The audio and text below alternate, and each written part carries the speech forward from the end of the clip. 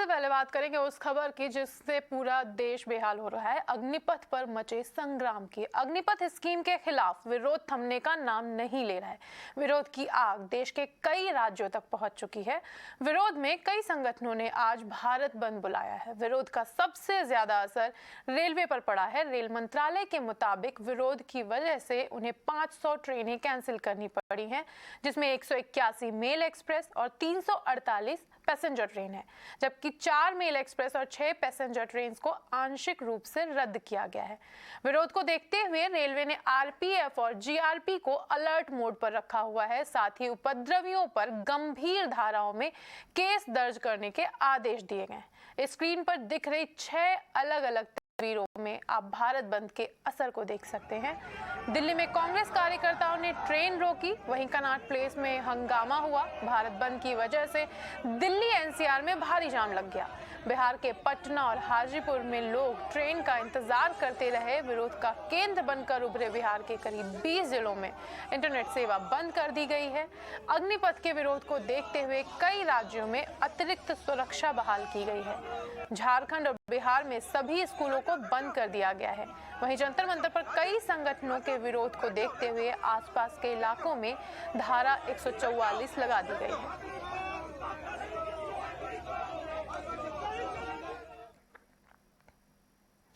सेना ने अग्निवीरों की भर्ती के लिए नोटिफिकेशन जारी कर दिया है। सरकार भी अग्निवीरों के लिए कई ऐलान कर चुकी है, लेकिन विरोध थमने का नाम नहीं ले रहा।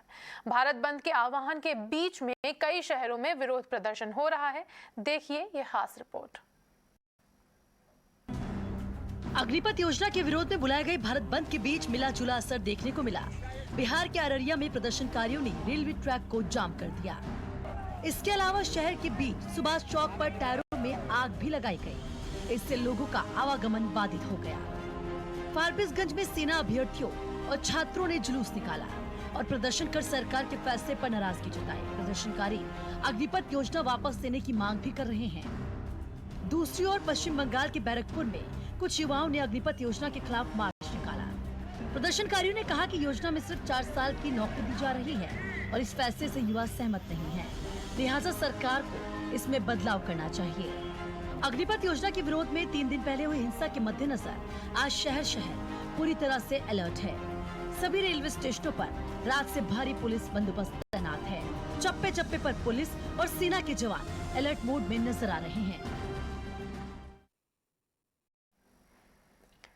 अग्निपथ के विरोध में बुलाए गए भारत बंद का खामियाजा दिल्ली एनसीआर के लोगों को भुगतना पड़ रहा है। विरोध की वजह से सड़कों पर भारी जाम लगा हुआ है। देखिए ये रिपोर्ट। जाम की ये 3 तस्वीरें राजधानी दिल्ली के बॉर्डर की हैं, जहां गाड़ियों की लंबी कतारें नजर आईं।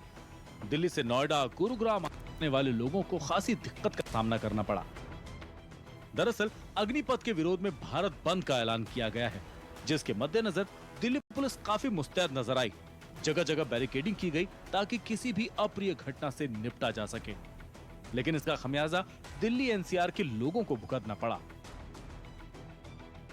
सड़कों पर गाड़ियां रेंगती नजर आईं।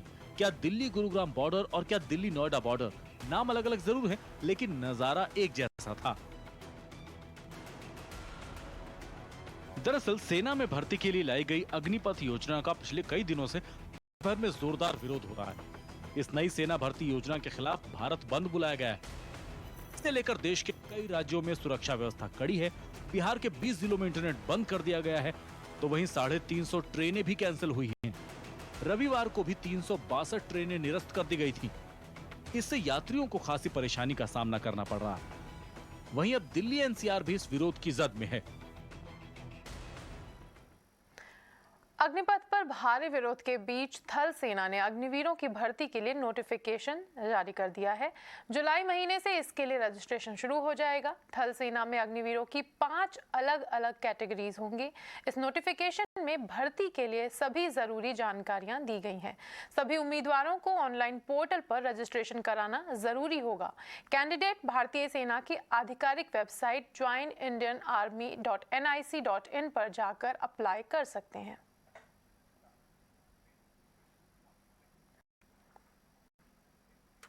अग्निपथ स्कीम के समर्थन में देश के दिग्गज कॉरपोरेट सामने आ रहे हैं। उद्योगपति आनंद महिंद्रा ने अग्निवीरों को अपने ग्रुप की कंपनियों में रोजगार देने का वादा किया है। वहीं किरण मजूमदार शॉ ने भरोसा जताया है कि अग्निवीरों को इंडस्ट्रियल जॉब मार्केट में अच्छी नौकरियों का एडवांटेज भी मिलेगा।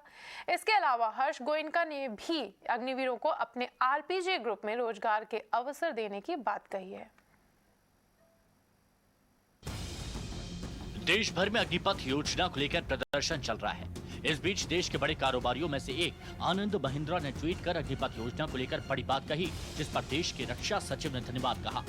सबसे पहले आनंद महिंद्रा ने क्या ट्वीट किया वो आपको बताते हैं। आनंद महिंद्रा ने लिखा कि अग्निपथ योजना पर हुई हिंसा से दुखी हूँ। बीते साल जब इस योजना का विचार सामने आया था तब मैंने कहा था, और अब मैं फिर दोहराता हूँ कि इसके तहत अग्निवीर जो अनुशासन और कौशल सीखेंगे वो उन्हें रोजगार के बेहतरीन मौके देगा। महिंद्रा ग्रुप ऐसे प्रशिक्षित सक्षम युवाओं की भर्ती का स्वागत करता है। आनंद महिंद्रा ने न सिर्फ अग्निपथ योजना की तारीफ की बल्कि महिंद्रा ग्रुप में अग्निवीरों को रोजगार का वादा भी किया।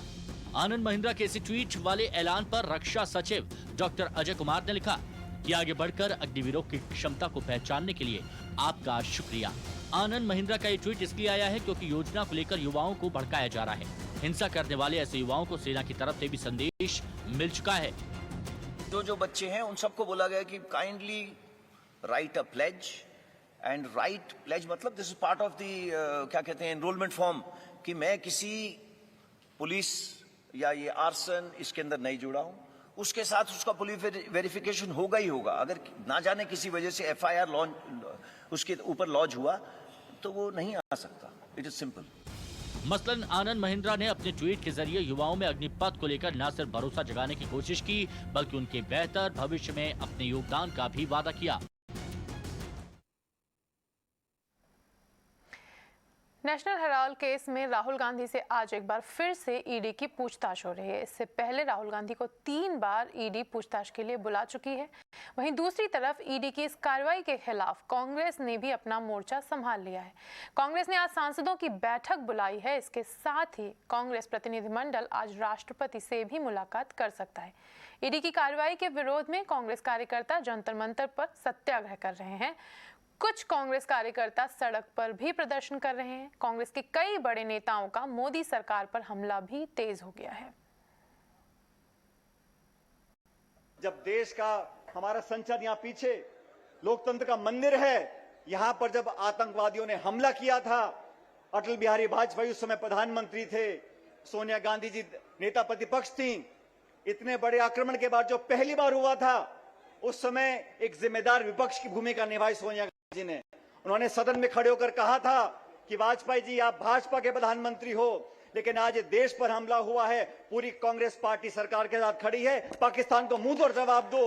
ये भावना थी, विपक्ष का सम्मान करना कांग्रेस सरकारों ने कर दिखाया है। लेकिन आप सिर्फ आवाज दबाना चाहते हो, आप वोट की राजनीति करना चाहते हो। और अब बात मार्केट की। लगातार 6 दिन की कमजोरी के बाद मार्केट में थोड़ी सी रिकवरी दिखाई दी। निफ्टी दिन के निचले स्तर से 200 अंक संभलकर 15,350 के ऊपर बंद हुआ। सेंसेक्स भी 237 अंकों की तेजी पर बंद हुआ।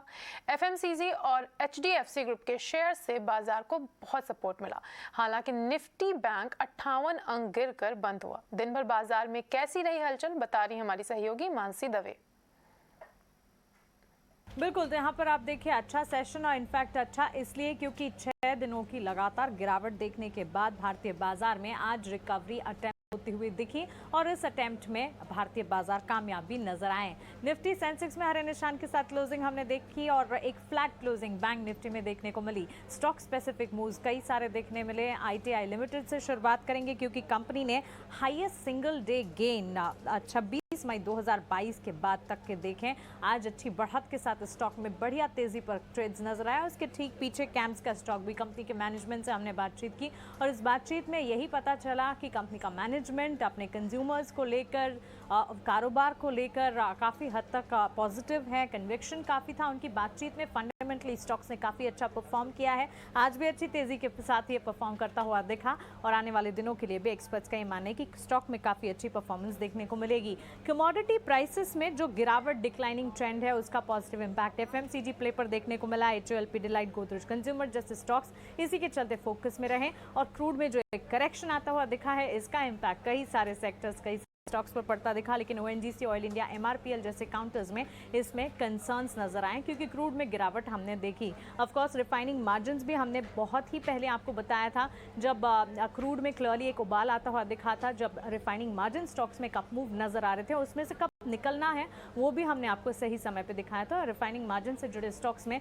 क्रूड करेक्शन का बिल्कुल इंपैक्ट नजर आया। HDFC bank, Infosys, HUL, Asian Paints जैसे स्टॉक्स ने दिन भर बाजार को संभाला और Reliance, Tata Steel, SBI, ONGC जैसे स्टॉक्स में कमजोरी नजर आई। Sector specific financial services, FMCG, IT और फार्मा जैसे सेक्टर्स थे जो कि दिन भर बाजार में काफी एक्शन दिखा रहे थे। ऑल इन ऑल अगर देखेंगे आज का ट्रेडिंग सेशन काफ़ी एक्शन भरा, काफ़ी डेवलपमेंटल नजर आया क्योंकि 6 दिन की भारी गिरावट के बाद बाजार में आज रिकवरी दिखी। आज से सस्ता गोल्ड खरीदने का शानदार मौका सामने आ चुका है। आज सॉवरेन गोल्ड बॉन्ड खुल गए हैं। इस पर और ज्यादा जानकारी के लिए चलते हैं हमारे सहयोगी विश्व मोहन के पास। विश्व मोहन, बताएं कि इस फाइनेंशियल ईयर का पहला गोल्ड बॉन्ड खुल रहा है, क्या है खास इस बार? देखिए, प्राइसिंग के लिहाज से बेहतर प्राइसिंग है, अट्रैक्टिव प्राइसिंग है। 5,091 रुपये प्रति ग्राम का भाव है। अगर आप डिजिटली पेमेंट करते हैं, ऑनलाइन भुगतान करते हैं तो आपको 50 रुपये हर ग्राम पर और एक्स्ट्रा डिस्काउंट यहाँ पर मिलेगा, यानी आपको 5,041 रुपये हर ग्राम के लिए भुगतान करना पड़ेगा। आप कहीं से भी स्टॉक होल्डिंग कॉर्पोरेशन या एक्सचेंज के प्लेटफॉर्म से या फिर पोस्ट ऑफिस, या अगर आप ऑनलाइन बैंकिंग यूज़ करते हैं आपके लिए बेहद आसान है। आप वहाँ जाकर गोल्ड बॉन्ड की जो ये किस्त है ये आप यहाँ पर खरीद सकते हैं। और सबसे अच्छी बात गोल्ड बॉन्ड की ये होती है कि आपको सालाना 2.5% आपको ब्याज दिया जाता है। छमाही आधार पर ये ब्याज सीधे आपके अकाउंट में क्रेडिट किए जाते हैं। तो ये एक खासियत है, एक तो आप गोल्ड के में जो रिटर्न है उसके लिए यहाँ पर निवेश कर रहे हैं, दूसरा आपको ब्याज का भी फायदा मिल रहा है जो किसी भी गोल्ड के और प्रोडक्ट पर नहीं मिलते। तो यानी अगर गोल्ड के दाम नहीं भी बढ़े तो कम से कम ब्याज तो आपको मिल ही रहा है। दूसरी बात, आपको रखरखाव का झंझट नहीं, यानी आपको जो स्टोरेज कॉस्ट लगती है कोई भी गोल्ड खरीदने के बाद रखने की, कोई चोरी होने का डर रहता है, तमाम तरह के झंझट रहते हैं, उस झंझट से मुक्ति है क्योंकि एक पेपर गोल्ड है, सॉवरेन गोल्ड बॉन्ड। और जब भी मैच्योरिटी हो जाएगी 8 साल तो टैक्स फ्री ये आपके हाथ में आपका पैसा आ जाएगा, जो भी उस समय मार्केट का भाव होगा। यानी पूरे 8 साल के पीरियड के दौरान जो ब्याज मिला वो अलग, ऊपर से आपको जो प्राइस मार्केट रिटर्न जो मिलेगा वो अलग। अगर बीच में भी आप निकलना चाहें तो भी आप मार्केट भाव पर यहाँ पर निकल सकते हैं। हालांकि वो 5 साल से पहले निकासी पर आपको टैक्स, उसके मुनाफे पर टैक्स देना पड़ेगा। तो ये खासियत है गोल्ड बॉन्ड की। अगर लंबी अवधि के लिए अगर गोल्ड में अगर कोई भी निवेश करना चाहते हैं तो एक्सपर्ट यही बताते हैं कि गोल्ड बॉन्ड से बेहतर विकल्प कोई भी नहीं है। जी, थैंक यू विश्व मोहन, ये जानकारी हमारे साथ शेयर करने के लिए। अब रुख करते हैं अगली खबर का। FMCG कंपनियां ग्रामीण इलाकों में डायरेक्ट डिस्ट्रीब्यूटर्स की संख्या बढ़ा रही हैं ताकि इन इलाकों में डिमांड को बढ़ाया जा सके। फाइनेंशियल ईयर 2022 में ग्रामीण इलाकों में इन कंपनियों के डिस्ट्रीब्यूटर्स की संख्या में 24% का इजाफा देखा गया। क्या है पूरी खबर, जानने के लिए चलते हैं ET नाउ स्वदेश की संवाददाता खुशबू तिवारी के पास। पिछले कुछ महीनों में हमने देखा है कि ग्रामीण भारत में से किस तरह से FMCG कंपनियों की डिमांड या वॉल्यूम में गिरावट देखने को मिली है। लेकिन अब FMCG कंपनियां इस लगातार कोशिश में हैं कि डायरेक्ट डिस्ट्रीब्यूटर्स बढ़ाए जाएं तहसील लेवल पर, ताकि ज़्यादा से ज़्यादा मार्जिन पर भी सेव किया जा सके और एक्सेसिबिलिटी ज़्यादा हो ग्रामीण इलाकों में उनके प्रोडक्ट्स की। जिन डिस्ट्रीब्यूटर्स से हमने बात की उनका कहना है कि डायरेक्ट डिस्ट्रीब्यूटर्स से क्योंकि बिलिंग सीधा FMCG कंपनी की ओर से होती है तो मार्जिन में 1 से 1.5% तक की बचत देखने को मिल जाती है।